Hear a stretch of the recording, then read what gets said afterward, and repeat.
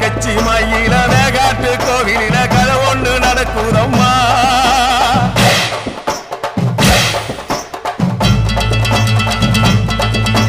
காட்டு புலி ஒண்ணு காயம் பட்டு போச்சே காரணம் யார் சொல்லம்மா